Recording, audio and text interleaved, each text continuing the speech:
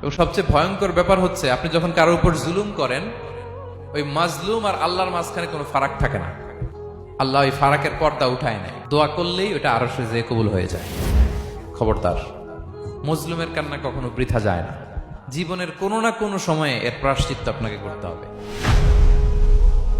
জীবনের কোনো না কোনো সময়ে এর প্রায়শ্চিত্ত করে আপনাকে মরতে হবে। বদদোয়া করছে, ডাইরেক্ট কবুল।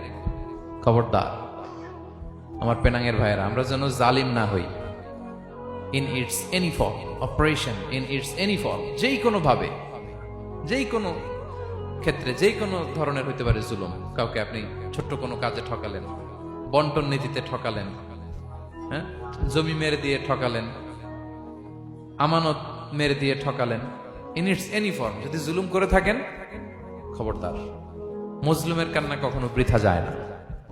জুলুম শুধু আমাদের জন্যই হারাম না, আল্লাহর জন্য হারাম। আল্লাহ তাআলা বলেন হাদিসে কুদসিতে, ইয়া ইবাদি, হে আমার বান্দারা, ইন্নী হারামতু যুলমা আলা নাফসি, আমি জুলুমকে আমি আল্লাহ নিজের উপরে হারাম করেছি। ওয়া জাআলতুহু বাইনাকুম মুহাররামা, এবং এই জুলুমকে তোমাদের উপর হারাম করেছি। ফালা তাযালামু, তোমরা একে অপরের উপর জুলুম করো না। জুলুম শুধু আমাদের উপরই হারাম না, আল্লাহ নিজের উপরও হারাম করেছেন। তাহলে জুলুমের সাথে কি মুমিনের কোনো সম্পর্ক থাকতে পারে? পারে না।